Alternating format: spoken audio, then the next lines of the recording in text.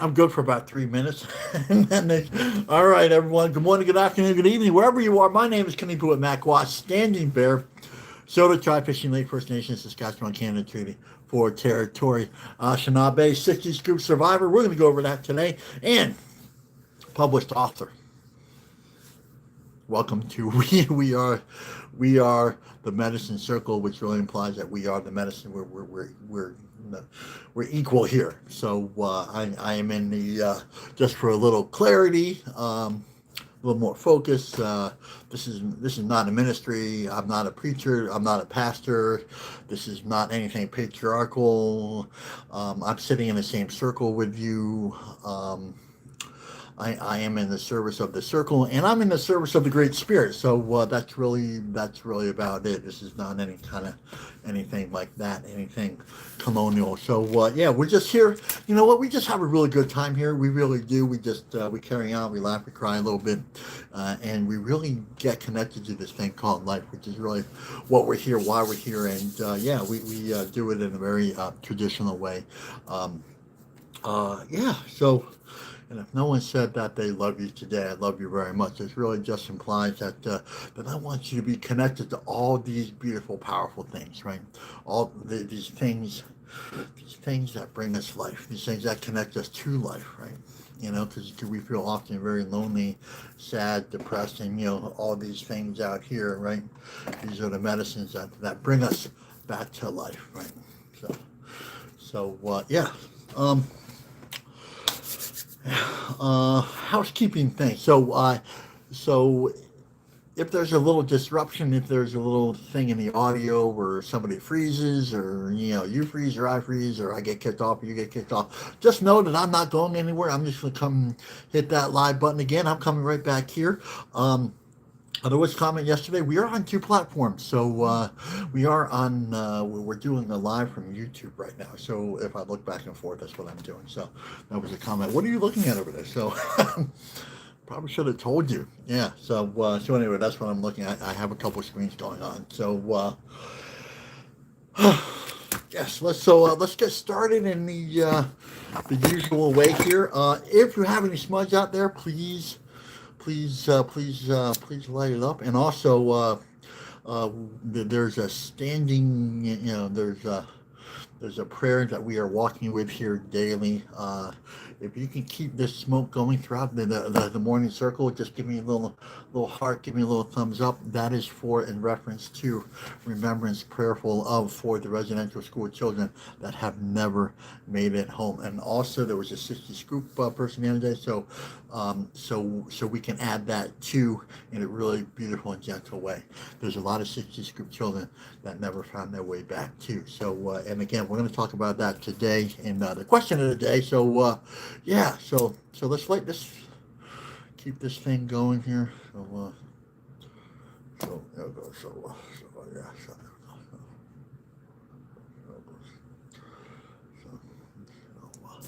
Remember, a little smudge goes a long way. So all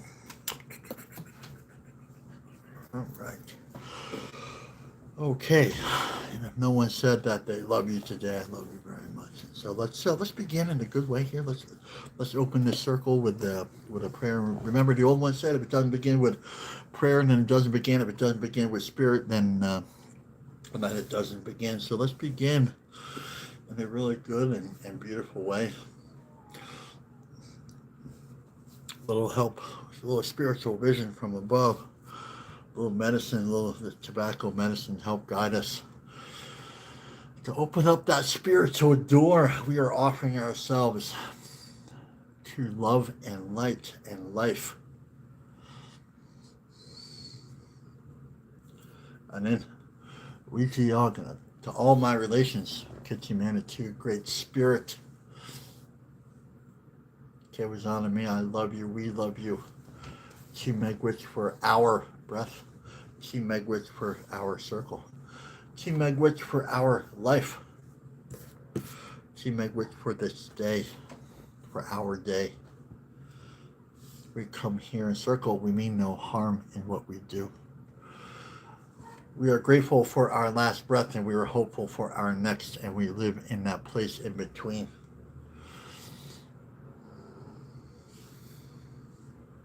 that beautiful place in between the breaths as we celebrate life, we celebrate love, we celebrate our connection to all life.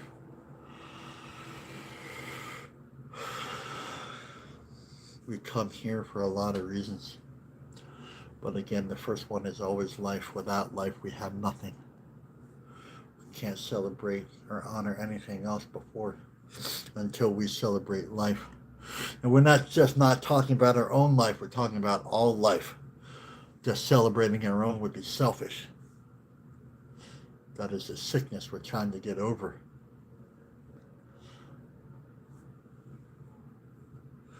As we celebrate all other life, we are celebrating our life. As we are celebrating our life, we are also supposed to be celebrating all others. There is no difference.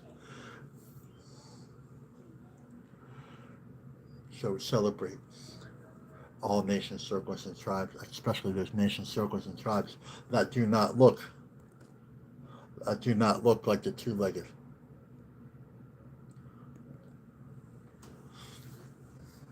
Like the standing nations, the ones that offer the world breath, we say thank you. To the fish nations, the ones who teach us how to live in harmony and balance with the water, we say thank you. To the wind nations, the ones who teach us how to live in harmony and balance with the wind and air, we say thank you. To the creepy crawlers and the slitherers and the insect nations, the ones who teach us how to stay close and grounded to Mother Earth, we say thank you.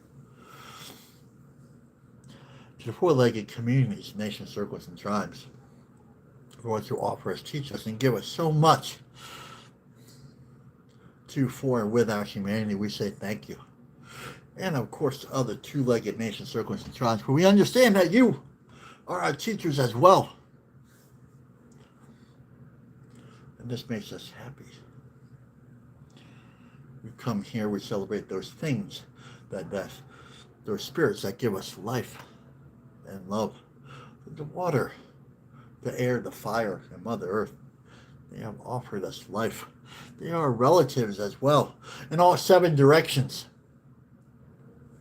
We celebrate those that have come before us, our ancestors. And remember, they are relatives here. They are our ancestors over there. So we come from a million points of light and love. Their DNA is our DNA.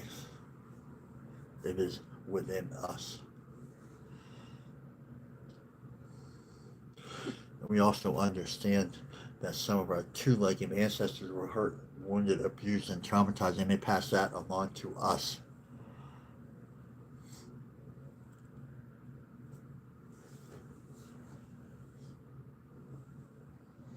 This time of great healing, time of great gentleness. We understand the hurt. We also understand the healing that must be started and begun and kept on, continued and going. Otherwise, we pass those hurts, wounded, abused, and traumatized to the next seven generations. So we are at a beautiful opportunity here in this time and place between 2 unseen worlds where we can, well, when we heal ourselves, we heal both directions, both unseen directions. That is remarkable, powerful. And remember that the ancestors, they gave us much more than hurt, abused, traumatized, and wounded. They gave us such things as love and life and courage, strength and wisdom. Must not be overlooked. So let's understand we have a lot of help. We have a lot of assistance and allies and partners and guides here to help us, both seen and unseen. So let's come here in a good way. And let's begin with gratitude for this thing called life and love. Begin with a little gratitude. Let's begin with a little thank yous. Let's begin and end with thank yous. The day, this prayer, all prayers begin with gratitude and thank yous. We can never say that enough. So we come here today, the Great Spirit Kitchi Manitou left a trail for us to follow, a well-worn trail. And it's not hard to find, but we can only see it with our hearts. So we come here together to walk this trail, this road, the red road, the road of wellness, the road of recovery, the road of all people and all love and light and life. But there are things that we must do to be on this road and to stay on this road and to lead us to a good life, a happy life, a life with peace and serenity. So we can exchange calamity, chaos, and crisis for peace, love, and serenity anytime we want. The choice is yours. To live a good life, we must live peace, humility, love, truth, honesty, respect, strength, and wisdom. These are the ways to a good life.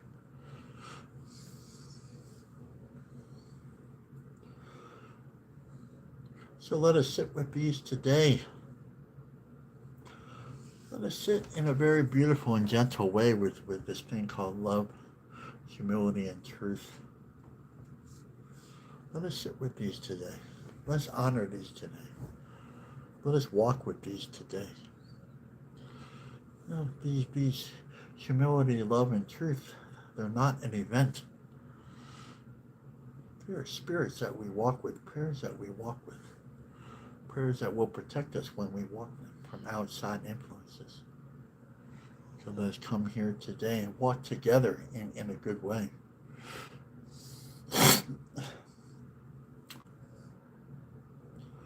Walk down this road today. It is a road for all people and all tribes and all nations. We are all people of earth. So let us walk as if we are one nation and one tribe, one prayer and one ceremony. And at the end of that day, the hope is we will remember that we are one. Oh, all right. Okay. Well, good morning, everyone. Okay. Good morning, good afternoon, good evening, everyone. My name is Kanipo with Mac Watts, Standing Bear Service, Operation Lake Nation, Scouts, Canada, Treaty 4 Territory, Anishinaabe, 60 Scoop Survivor. And yeah, we want to talk about that in a little bit. We got a question there that's been coming up a lot lately. And yeah, but before we get there, there's a couple things that we really start out with, and that's hollow bones. Is really why we're here. That was a hollow bones prayer, and like every prayer is to connect to life and love, connect to humility. If it's connect to humility, it's probably a hollow bones prayer. So we understand that there's a life force out there, whether you call it God, divine, whatever, ultimate spirit of the universe, whatever it is. Just like, naming it is less important than connecting to it. It's really that simple. And, when we connect to it, it's all-inclusive, right? If it's not all-inclusive, it's something else. So probably stay away from that. It's probably some sort of like spiritual disease or like religion or something like that. It's like oneness is sameness is like, no. We're just over here. We're all beautiful people. We're all beautiful flowers. Well, let's understand that we don't have to be a religion to be one people. No one's a chosen people, anything like that. That's a bunch of, whatever that is. Let's connect to the flow of life. If Mother Earth doesn't have a religion, then neither do we. Our religion is each other. Right? Our religion is helping each other connect to this beautiful thing called life. That's really what we're trying to do here. So, anyway, would love to hear your definition of hollow bones. Remember, this is a time of great gentleness, and just remember here, this is not about, this is not better, this is not an event, this is a gentle journey, a walk, right? So we're walking towards with this thing called life and love, right? So we allow like the seasons. We have the seasons, flow, right? And there's a flow there. So allow your definition of hollow bones to flow too. So as we grow in spirit, with spirit, for spirit, then so will our definition and understanding of this thing called life. So what that looks like is what was so terribly and life altering like 5 years ago. It's really just like a blip right now, right? So just like, yeah, all right, whatever. We just kind of move on, right? Usually kind of ego related type thing, right? So anyway, elders and ancestors. So let's go ahead and let's give great gratitude and thanks for those ancestors and elders who have guided us in a really good and beautiful way. So thank you to Grandfather Tony Stonehawk, my elder. I've been with him for, man, close to 30 years now. Yeah, might be 30 years next year or something like that. But anyways, really close. It just went by like that. Thank you to all the Muslims and Cookums over at Fishing Lake First Nation who have guided me in a really good and beautiful way. And really, and at large, to all the indigenous ancestors who carried this medicine when it was illegal to do so. So, try to wrap your head around that. Like if we were to do this in the early 70s, we would be outlawed. We would be outlaws for what we are doing here. In other words, we couldn't talk about spiritual things. We couldn't do ceremony. We couldn't talk, we couldn't even speak our language, right? So, so what we've done here would be illegal back then. And you know what? That was legal back then. So they outlawed what we were doing, right? There's, So I don't know if you feel like an outlaw now. I love you guys. So anyway, again, we're at this place of, just this place of, gratitude is a great place to start. Like if you're not feeling, part of life, well, then let's start with a little gratitude. Gratitude is spiritual. So, okay, circle medicine. So no one's in front of us, no one's behind us, no one's above us, no one is below us.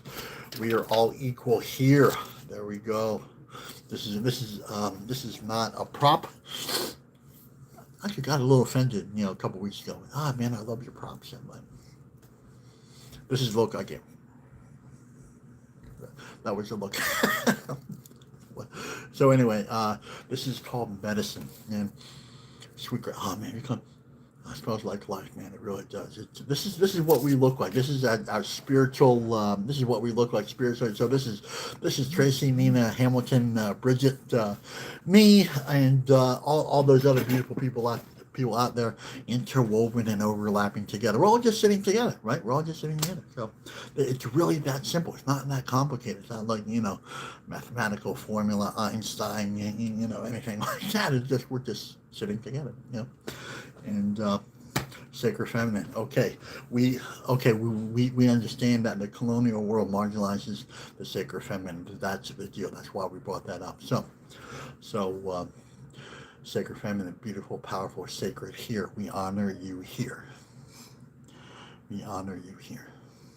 Just know that we consider you sacred. I don't know how many other colonial circles where we introduce you as sacred. Like it's not like the colonial religions where Father, Son, the Holy Ghost, where you're not even mentioned, right? Right now, you are a valued part of. You are the life givers, the bringer of life. How could we possibly marginalize that, right? Right, and also the understanding. Also, one of the deeper teachings is that being a male, I will never understand what it's like to have something grow within me, and that was sacred womb space. And so we'll just consider that sacred.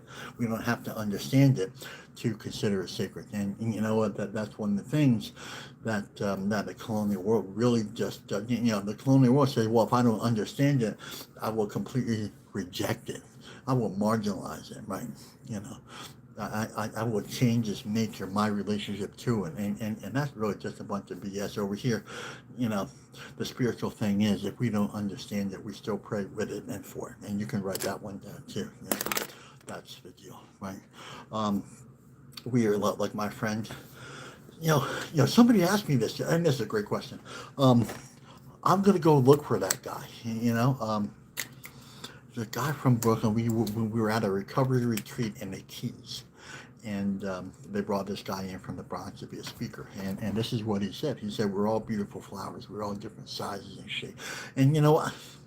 I've heard a lot of beautiful, powerful speakers from all different directions, and this is one just stuck with me. So thank you. I will find his name, and I would try to find his name, and we'll make good relations again with him. So, but what he said, more importantly, is we were all beautiful flowers. We are all different sizes and shapes and colors. But the beautiful thing is we all bloom from the inside, and that's what we're doing here. So, let's just sit with that just for a second. We'll just honor that. Okay, look, man, we all come, you know, we all, there's 32 of us in this circle, so we all come from different backgrounds. We all have different traumas, abuses, colors, shapes, sizes, religions. We're all colonial refugees, Catholic and Christian refugees. And now we're over here. We're people that wouldn't normally mix, but here we are. So let's honor this time, this place as brothers and sisters. So when we do that, we're really changing the direction of humanity. And it doesn't matter if there's 35 of us or 3 of us in here. The thing is, when more than one heart comes together, that changes, the nature of humanity. So what we are doing here really is changing the world. I don't care if it's 300 people. I don't care if 3,000 or 35 or 30. I don't care. But just as long as we're coming here, if one heart changes here today, then we have done our job. And imagine there's 34, so imagine if 34 hearts change here, right?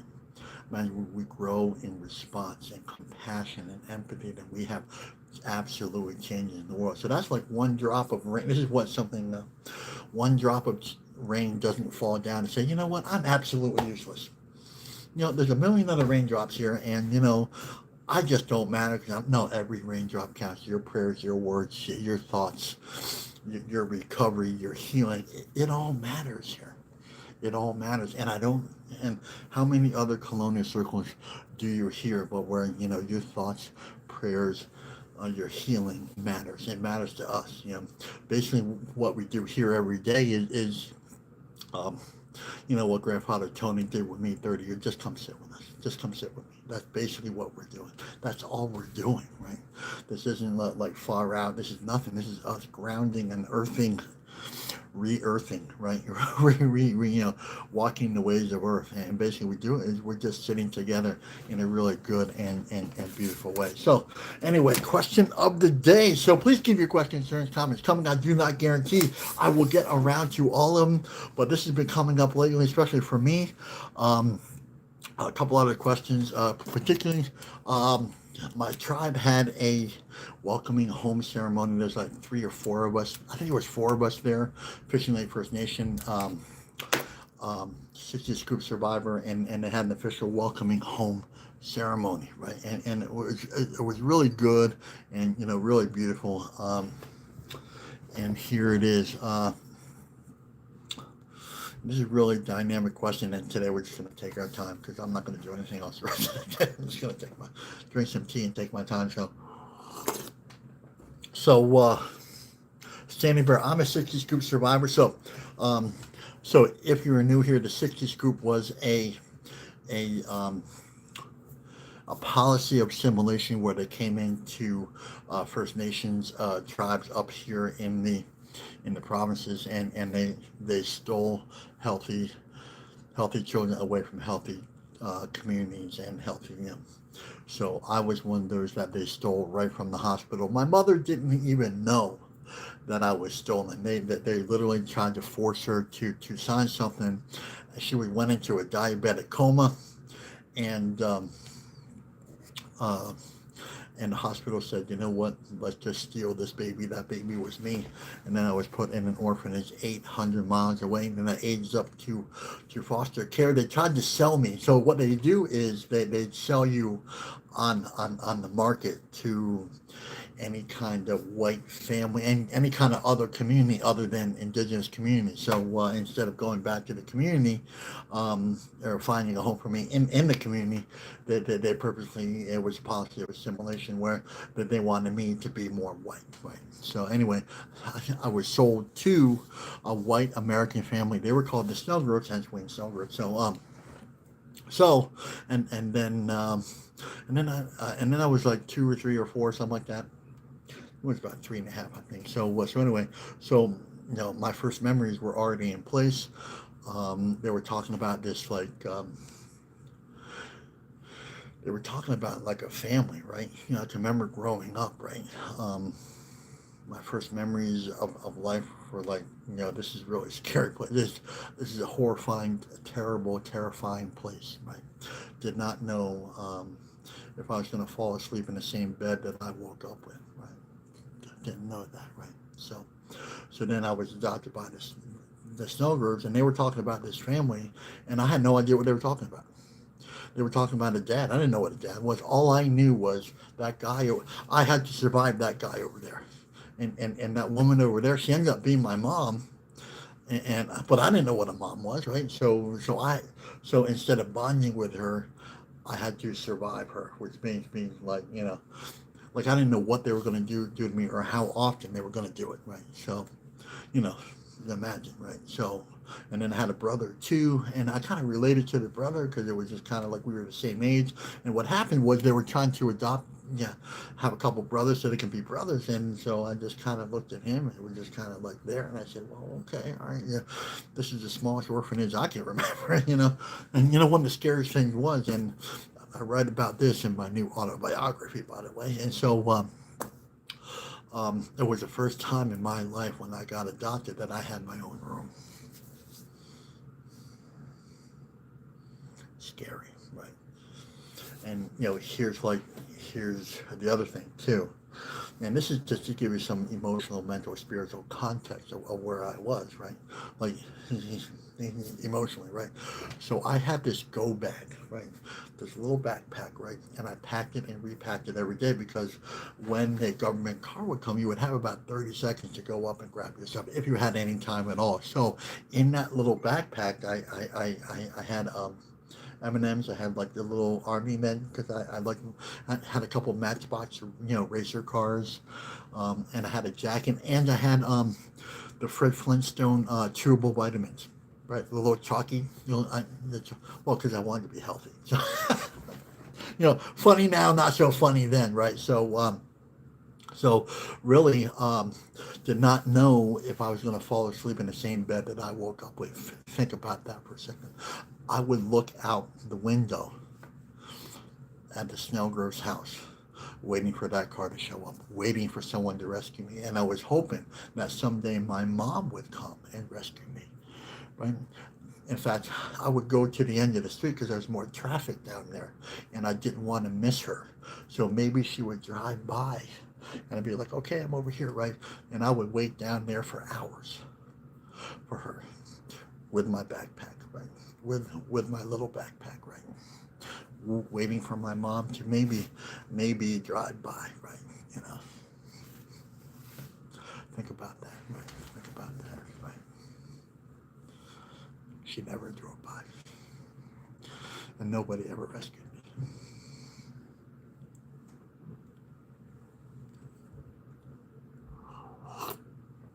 So anyway, drinking, drugging took place, right? A lot of drinking, drugging took place, and then finally got my first suicide attempt was at age 7. I had several more after that. So at 7 years old, I said, you know what? I'm done with this. If there's a God out there, then I'm completely done. I'm completely freaking done, right? So I took like Scotch tape or something. I remember wrapping my head around and just wanted to die, right? 4 times before the age of 12, right? That's what happened, right? So anyway, um, got to my teens. I started drinking, and then the first time I was in a rehab, I was in a juvenile unit, and then I said I probably shouldn't drink anymore, but I had no idea what was happening because I would have these like nightmares, right? These absolute nightmares of what happened to me when I was a kid and what I saw, right? And like nobody, and my white family is looking at me like, what's wrong with you, man? What's happening? We've given you a great life, but the thing is, they never asked me what happened to me. The first person that did that, and I talk about this all the time, was grandfather Tony Stonehawk. Um, we ended up hooking up and going to a ceremony, and I had no idea what a ceremony was. I just figured he was this other Indian guy. He was sober, and I'm like, okay, I should probably go to this. And this is back in the early 90s, and this is where I marked my red road. And it's important that we mark this down, red road. So it's really like 93, 92, 93, somewhere around there. So anyway, he invited me to the ceremony, and he was the first person to ever ask me what happened to me.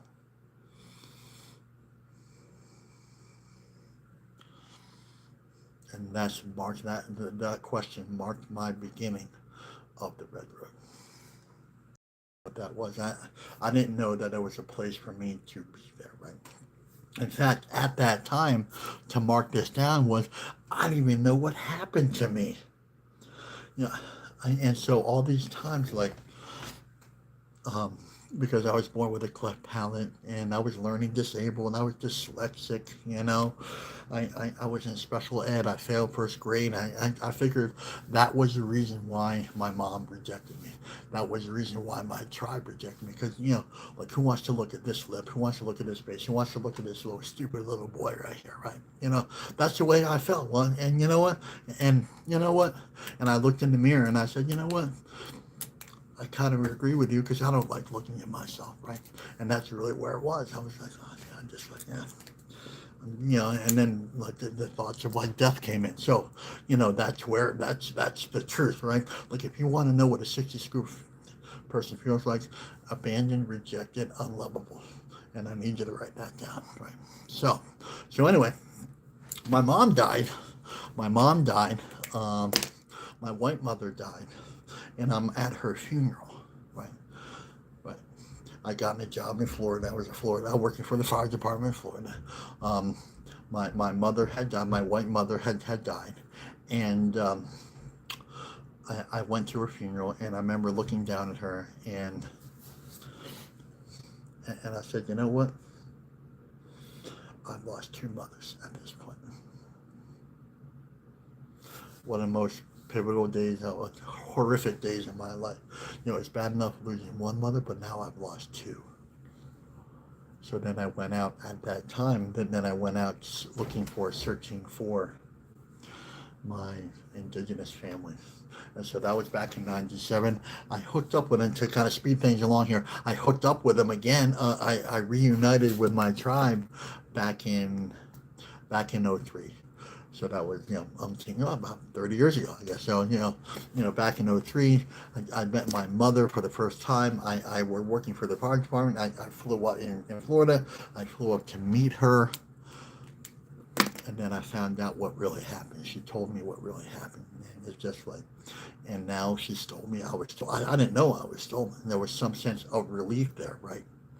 Right. I had no idea why would the government do this? Why would they think of this? It's just like absolutely horrific, right?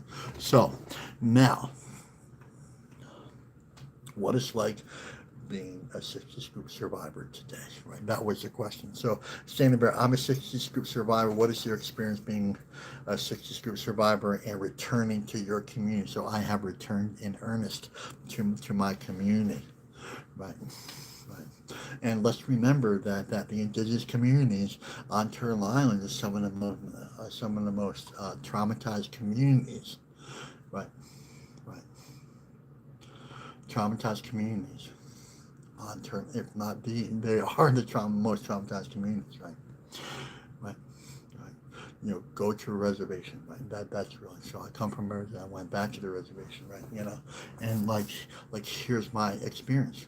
They're traumatized, right? That's my experience, right? Right. There's this thing actually that happens is, right? Um, like if you're not living on the reservation, they treat you differently than if you're treated off the reservation, right? So you don't get as much help. They don't talk to you. They it's just different, right? It's just different. Like if you're off reservation, then you're treated differently, right? So now I'm coming back as a 60 Scoop survivor, and I'm hearing stuff like, well, you're not really from here. You don't understand. You don't, you're one of us, but you're not really one of us, right? You know, right. Like my hope was that I would be absolutely welcome back to the community, right? And the fact is, right, there's trauma there. And what it looks like is, well, you're not really from here. Right? You're not really from here. Right? There's a certain amount of medicine that I carry, and it's mostly grandfather Tony medicine, right? That's really he's letting them up. It is more of an intertribal. That's why I do what I do, right? And I go to Soto, and it's like you have to be invited to those you have to be personally invited to the ceremony, right? It's a little different than my teachings where people, really have to go and they really have to sit and all that. And I haven't been invited in a long time, right? So, Yeah, that's just the way just the way it is. So what do? I carry my medicine the way I carry my medicine. That's just really it. So feeling very marginalized in this community, right? That's just the deal, right? And I'm not here to hurt anybody's feelings, you know. But the fact is, right, right, you know. So I'm doing this MMIW thing, right? You know, our indigenous women are being disappearing, really fast, missing and murdered, right? MMIW, right? So I introduced this idea to, hey, let's get these drone teams because the crown, the colonial communities, they don't want to look for our sisters and daughters and mothers and grandmothers and aunties and cookums, right? They don't want to look for them, right? So here I am. I said, well, let's create our own team to go search teams, search and rescue teams, maybe recovery teams. I don't know what that looks like, right? Let's create these teams so we don't have to wait for, the government to say no, right? So we know out in Brady landfill right now, out in Winnipeg, we know a bunch of stolen, murdered sisters are out in that landfill, and the colonial government won't look for them. So I said, well, let's fill that void and let's look for them ourselves, right? So I introduced this idea to my tribe, and I've heard crickets. Like there's maybe one counselor that has returned like text message, hey, that's a good idea, let's do this. Well, then, like the other counselor that I was talking to blocked me, right? Blocked me, said, okay, all right. So that's just part of that lateral violence, and it really has nothing to do with me, but it has everything to do. So I'm feeling like a little bit unloved, a little bit unappreciated, and marginalized. But you know what? And that's what it's like. Like if you want to know what it's like, like going back to your indigenous community, and that's my experience, right? That's just my experience, right? You know, you know, trying to help serve for my community, and then, there's not a lot of response there, right? There's not, feeling a very lost, lonely, abandoned again, right? I wanted to be part of this. I am part of this community, right? But it's just like no, no, right, no. And what I'm hearing, well, you're not really from here, right? So I said, okay, and that's really where it's at, right? But you know what? I've been in this position before where they said, the Americans, man, they're not good athletes, right? You know what, Native Americans, they don't sober up, right? You know what, Native Americans, they can't write or read, right? They can't do all this, right? And so I'm at this position again where I'm just going to do it anyway because that's what I do. You can't tell me that I can't do anything because I'm going to do it anyway, right? That's what I do. That's what I'm doing my whole life, right?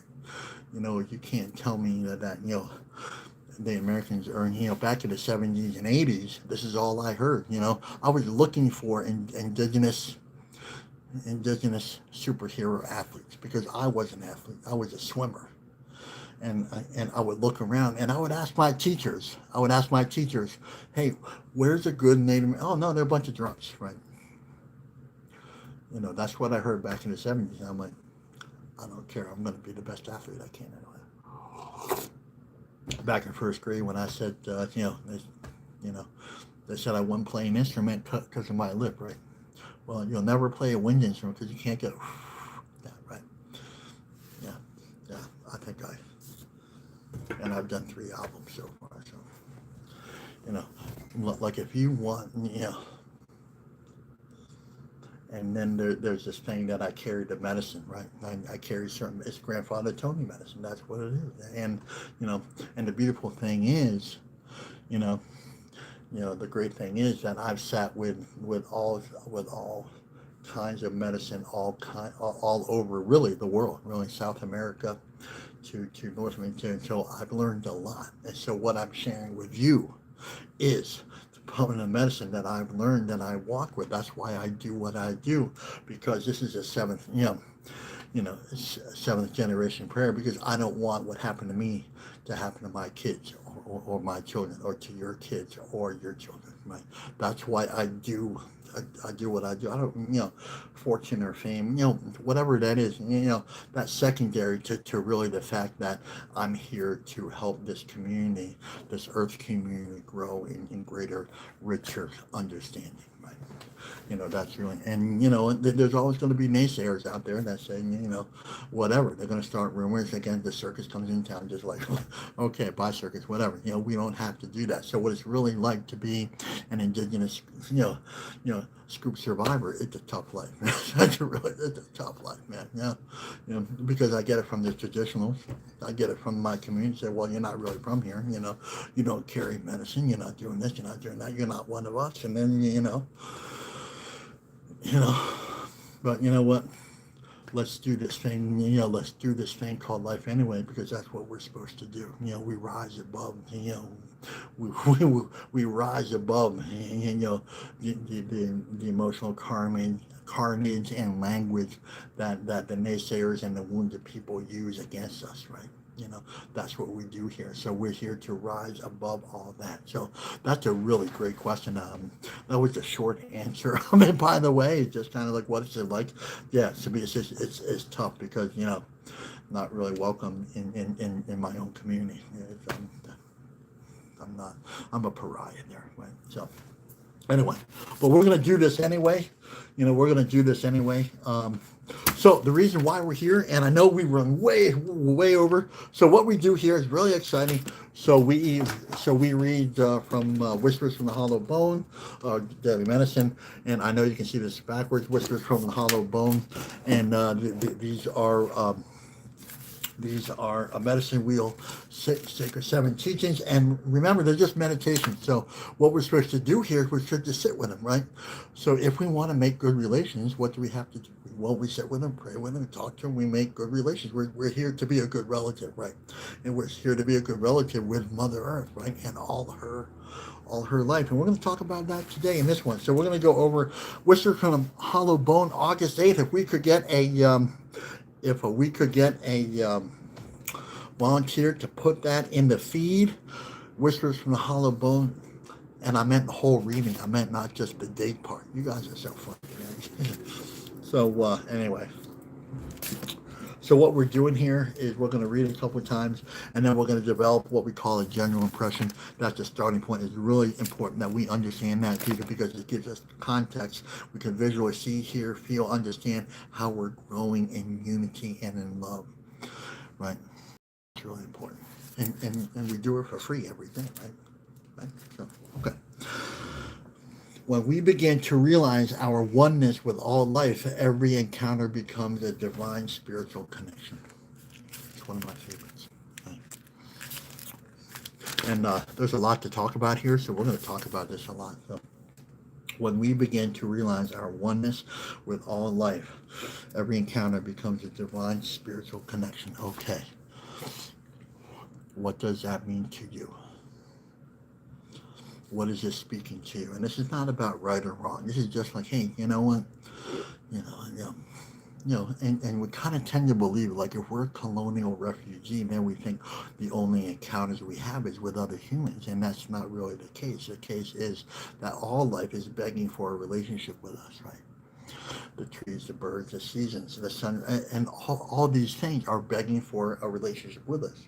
They're talking and they're speaking in their language and in their tones, in their sounds, the language to us, and really directly to our hearts. But if we're looking for those things to speak in English, then we're going to be waiting a long time, right? Not every language speaks, but every language is spoken, right?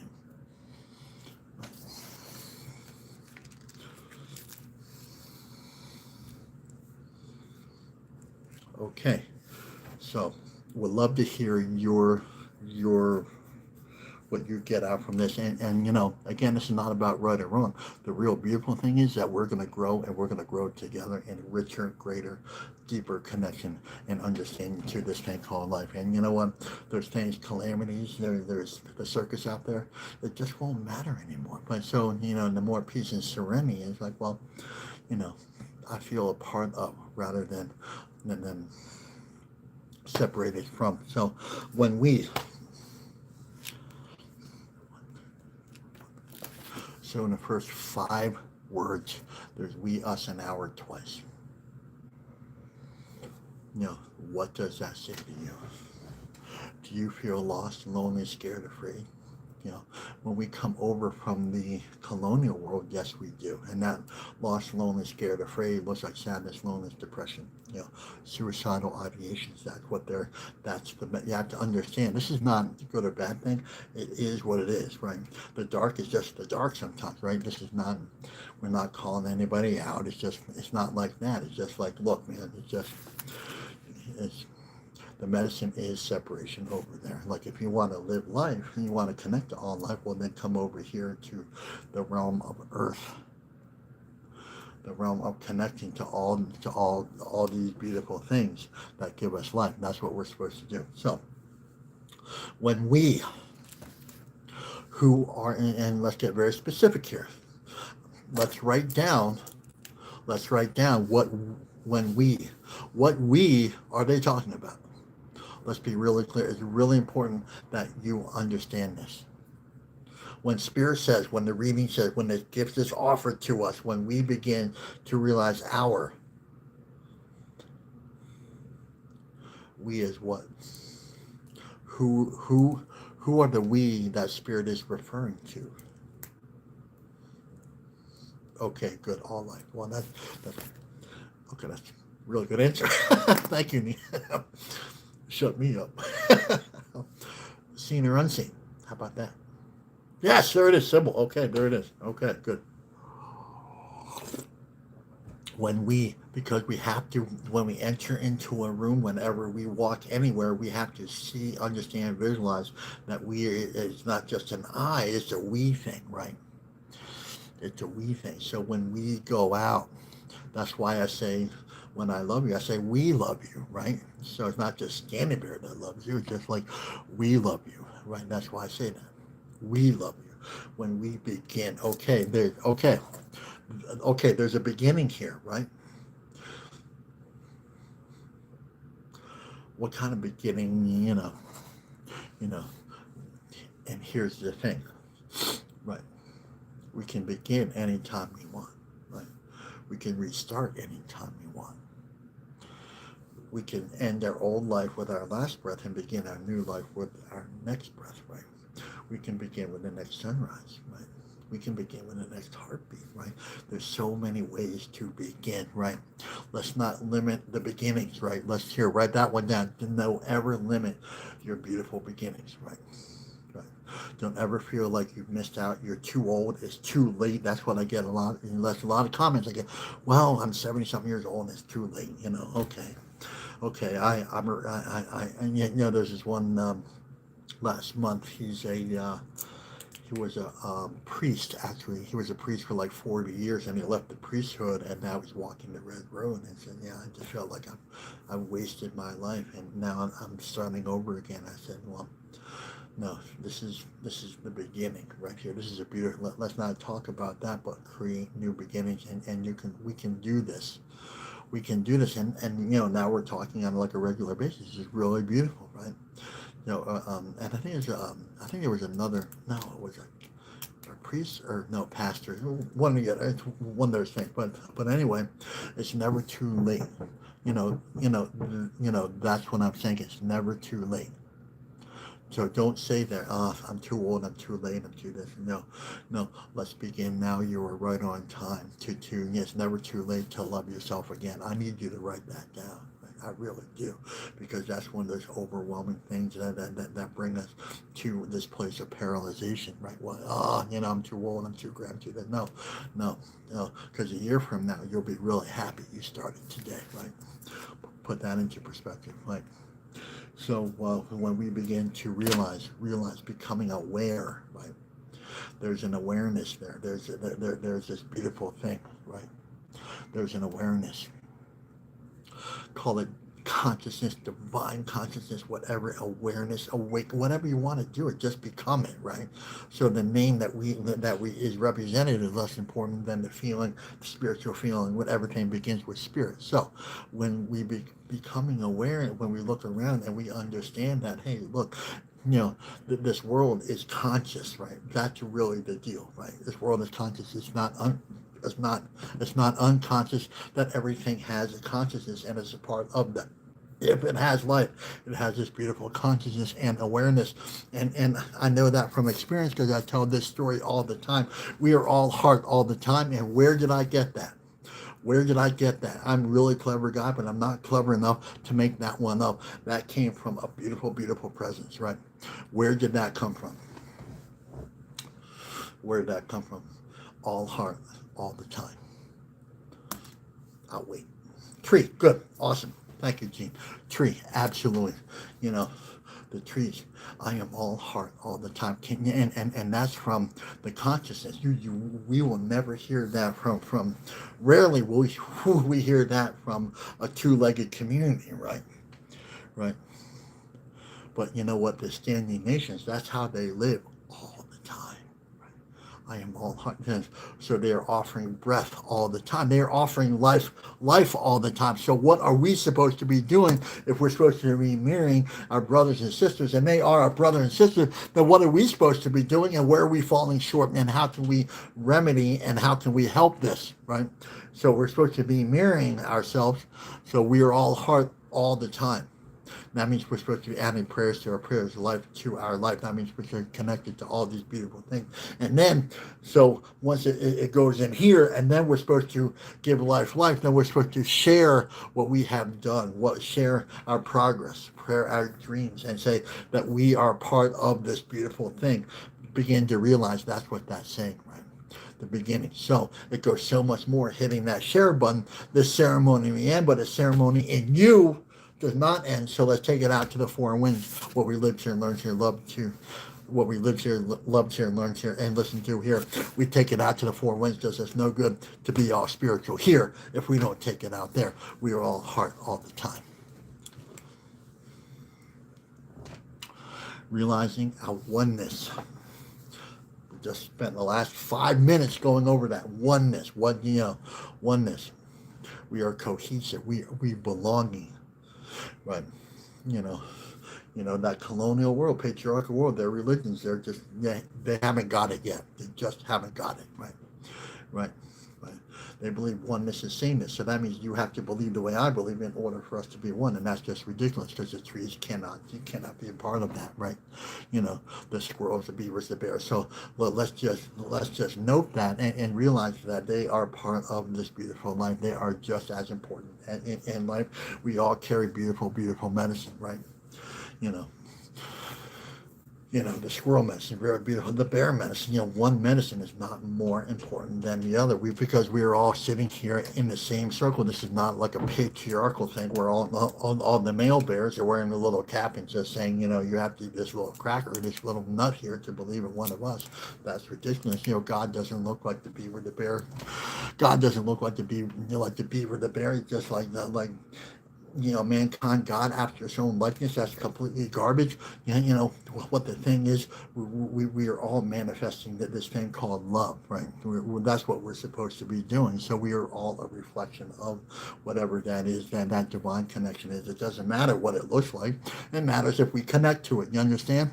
Right? So let's connect to this thing called love, and then we will understand this loveness, the circle, and then we will find out through our hearts what really matters, and the name and what it looks like, and that's how we find out. We find out through the Spirit. There's no other way that we find out other than connecting to the things that give us life: water, air, fire, earth.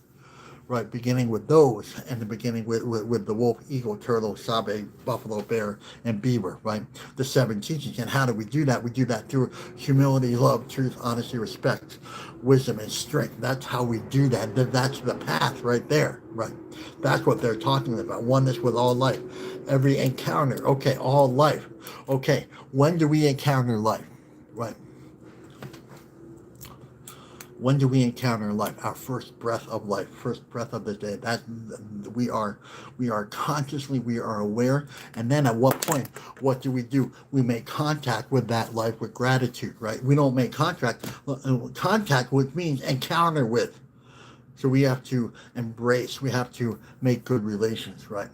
That means we have to make good spiritual relations with the day. And you know what? The old one said, do it with accordance with the new day, the new light, returning of the relatives, returning, and the relatives, they come at sunrise. So the returning of the relatives. So what Grandfather Tony did with me, it says, take this bag of tobacco and say thank you.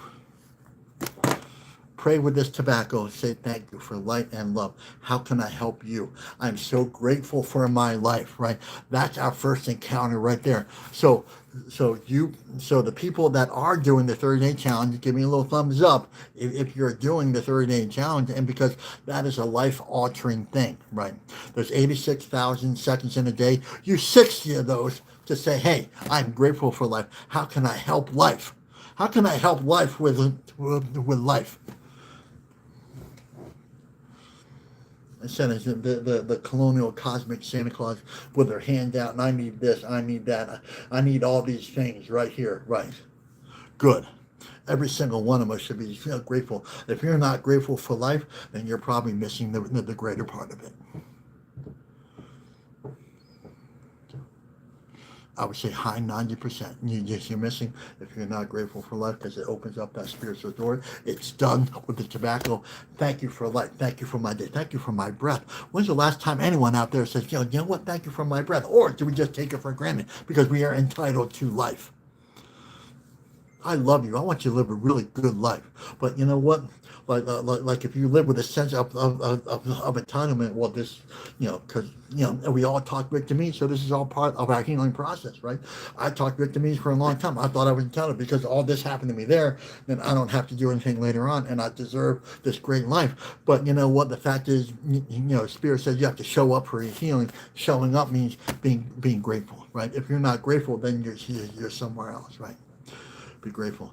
Thank you for love. That's why we begin every day with prayer.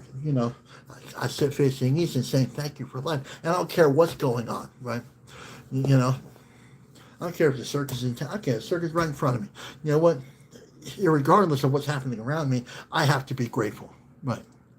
That's it. And I hope you're grateful too, no matter what's happening around, right? Like if your gratitude depends on how well life is treating you, then you know what? I would rethink that. Life is treating bad, so you know what? I'm not grateful today. You know what? Grateful comes with grateful prayers. And if we're not doing grateful prayers, then it's hard for gratitude to come.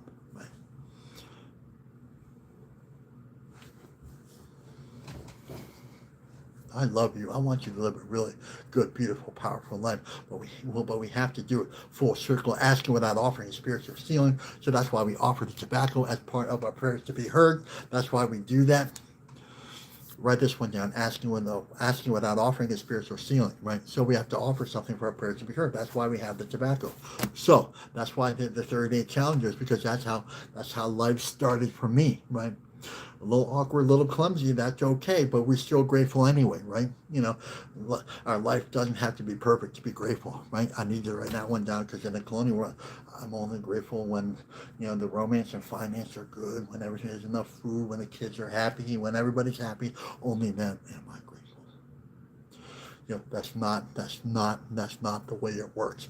What we do here is we love and live life anyway, regardless of what's happening around us. We are coming here. That's the deal. That's where the rubber meets the road. That's where the warriors really stand up, and they lead their communities in prayer, because they understand that this is much more.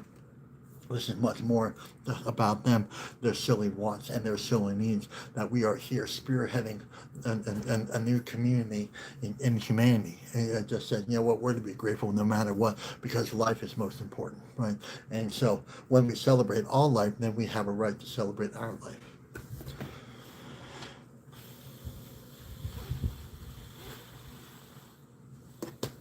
Have I even talked about the reading? I love you. All right. We're just going to take it. When we begin to realize our oneness with all life, every encounter, every encounter. So, have we covered the encounter yet?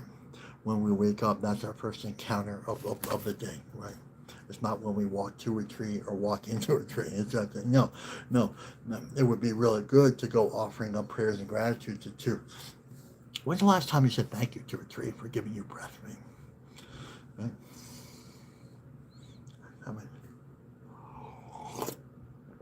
right? We have a symbiotic relationship with the world around us. Well, why don't we connect that symbiotic relationship, embrace the symbiotic relationship to the things that offer us life, right? Yeah. Beginning with prayer, we are to make good relations, seen and unseen. Gratitude begins that process, right? And here's like an interesting word. This is how you tell it doesn't come from me. Is every encounter becomes divine, right? So why did they use that word divine? Well, that's a bridge word from one culture to the next. We as indigenous, we don't use the word divine, but it's really good here because it's a bridge maker, right? So we all understand divine, a bridge, right? There's a bridge there, right? We are all supposed to be bridges to humanity, right? We're all supposed to walk this red road. We're supposed to connect to this beautiful thing called life. We're supposed to be bridges from, we are supposed to become this little beautiful place of light and love, peace and serenity. We're supposed to be walking peacemakers, right? When we walk into the room, the level starts to come down like the old ones. When Grandfather Tony walks in the room, the level of the entire room, the stress level just comes down here. Seen it a million times. When the old ones sitting outside with Don Coyes, it's the same thing. When I sit with the elders, right, they just have this natural ability because there's an alignment there, and not only alignment because they've done the work, right? Right, we have to show up. We have to show up. We have to show up and make good relations with humility and a truth and love, right? And we can tell the people that have done the work because it just feels like that, right? You know, they don't engage in the silliness, they don't engage in the circus, they don't engage in the rumors because it takes them away from the divine presence of being all all heart all the time. Sorry, hairball. Sorry. All heart all the time. Anything that gets in the way of all heart all the time, you can walk away from. That's really good boundaries, by the way. So we don't have to keep these relationships in our life because they're family or the other thing, or and if we do, that's not their issue, that's ours. That's our problem, is being codependent, right? So spiritual, and here everything. We're going to wrap this up. I'm going to wrap this up in about 30 minutes. So spiritual connection. Okay, everything begins with spirit. If it doesn't begin with spirit, then it doesn't begin. So they're saying every encounter becomes a spiritual connection, right? That's why they said spirit. It doesn't say physical connection or emotional connection or mental connection. It says spiritual connection, right? So when we begin, spiritual connection. Right? And after we begin, what do? We continue. That's the other thing. This is not a one and done. This is not an event. It doesn't begin on Sunday. It doesn't end on Sunday. It begins from the first breath to our last breath. That's the journey. That's the prayer. Leonard Peltier wrote a book, My Life is a Sundance. That's absolutely right. That brother got it right. God bless his heart, man. So, God, got it right. So, like, if you don't think you're spiritual, I think you're wrong. I think when you woke up, you're already spiritual. I think you just need to remember it, right? I think we need to remember that we are spiritual, beautiful, powerful creatures, right? We are, and we have the ability to change, to grow, to evolve into something beautiful, powerful, special, and to remember. Here's me. You have an opportunity today to remember how sacred you are. Do you understand that? Do you understand? You have a beautiful opportunity today to remember how sacred you are.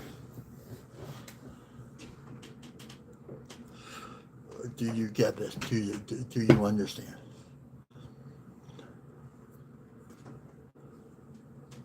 How beautiful and powerful and sacred you are.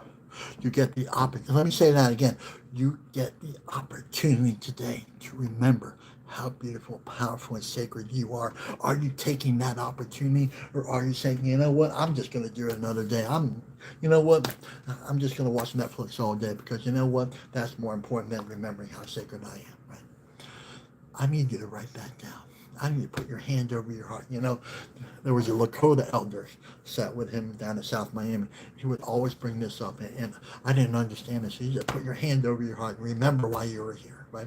And I adopted that. I brought that into my circles, my prayers, my ceremony. So let's bring it in here.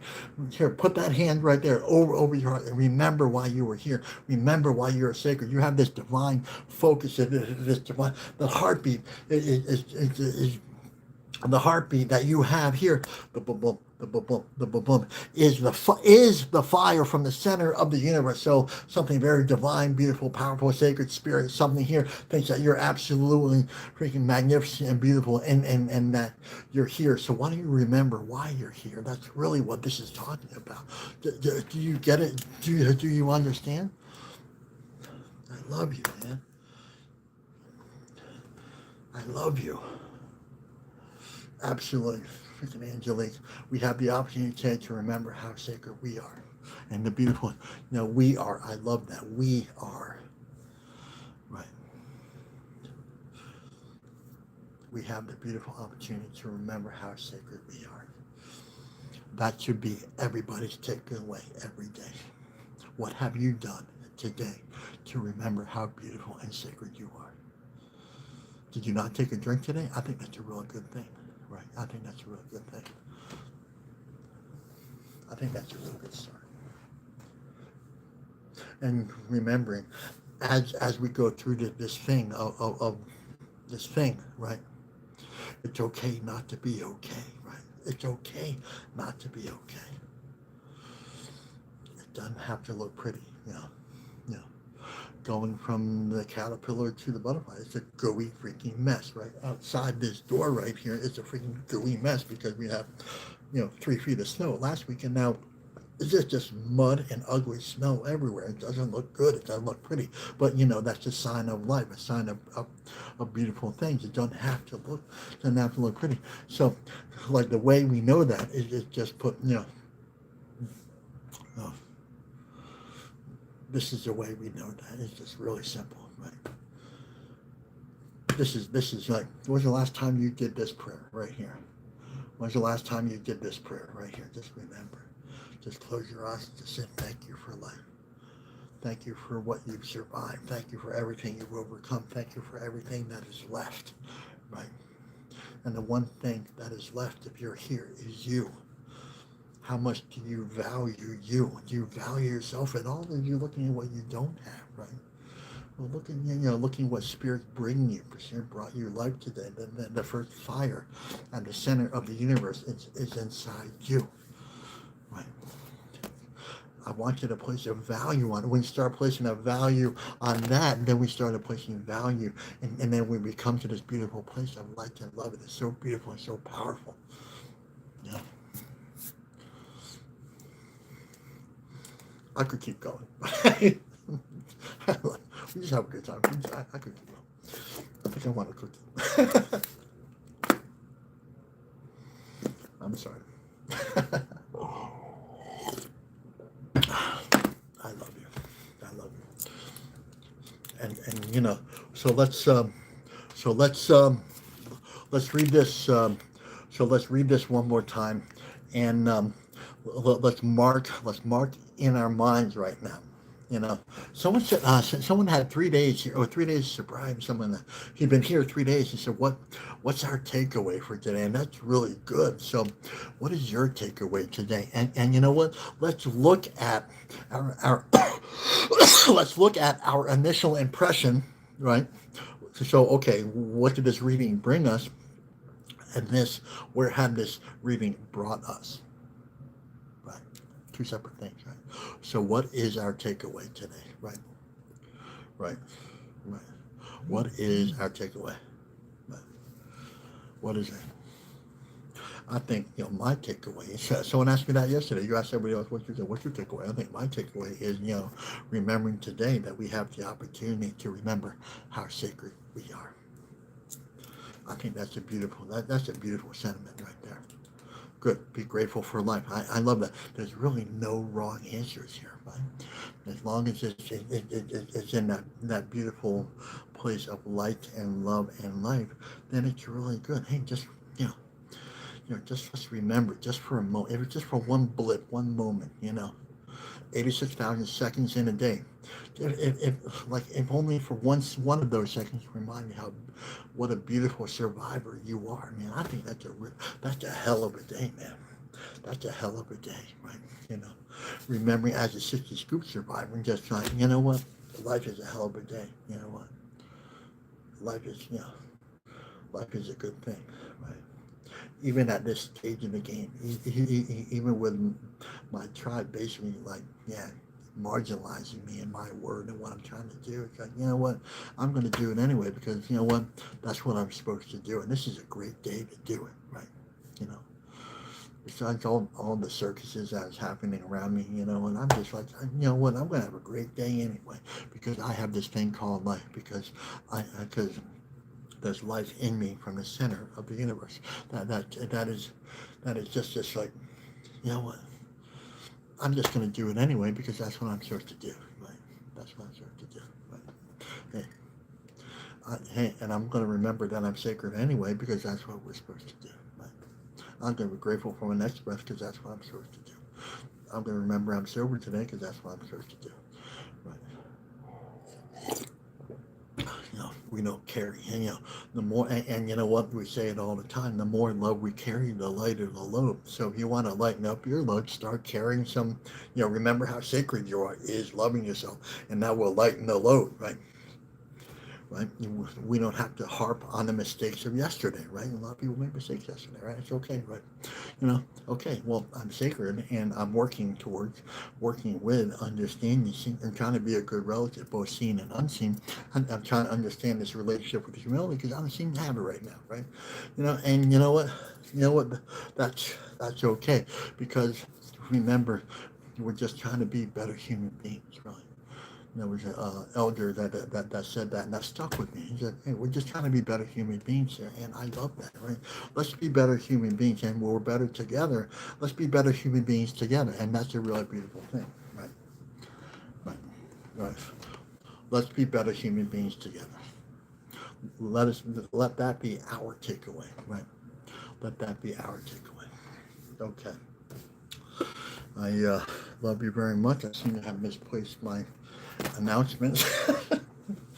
I got a small desk here. I misplaced it. Anyway, okay. I will be traveling. Actually, here they are. Hold on. I just saw peeking out. Okay. I will be traveling to France this weekend. So tomorrow might be the last live for a little while. I'm going to do lives from France. Remember, that's 6 to 8 hours earlier. So I'll be doing it like middle of the night, like over here. But just catch my lives. In fact, I think the book event itself is going to be a Facebook Live event. I think we're going to try to set that up. So that's Wednesday the 19th. So what's today? Oh, it's Wednesday. Oh, in a week. Oh my God, in a week.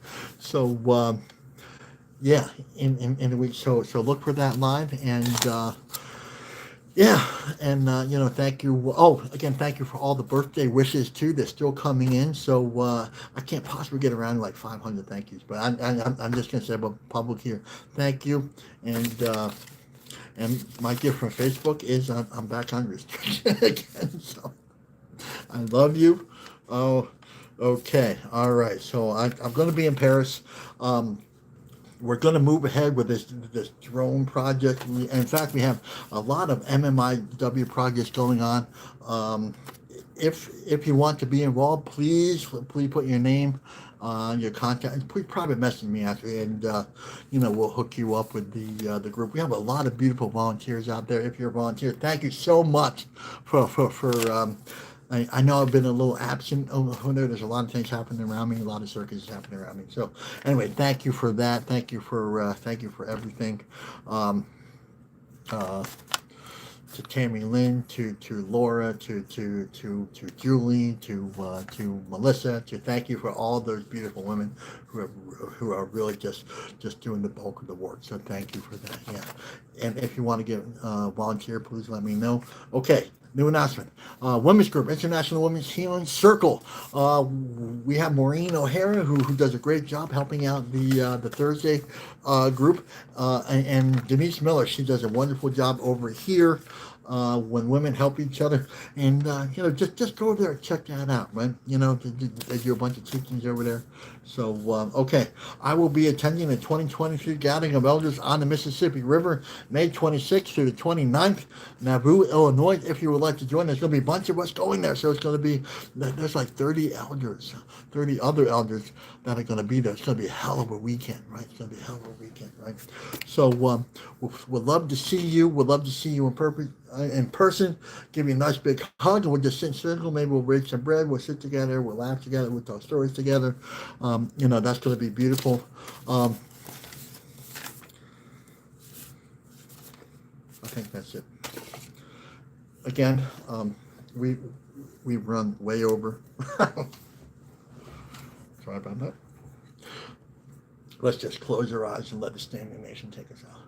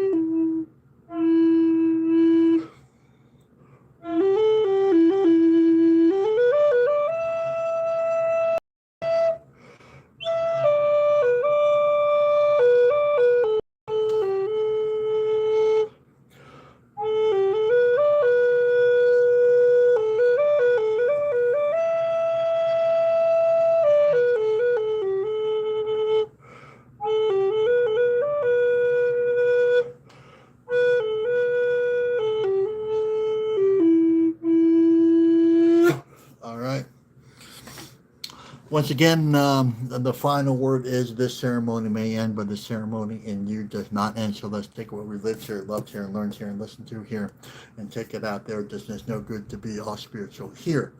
If it doesn't go here, then it won't go to our families. It won't go to our communities. It won't go to our nations.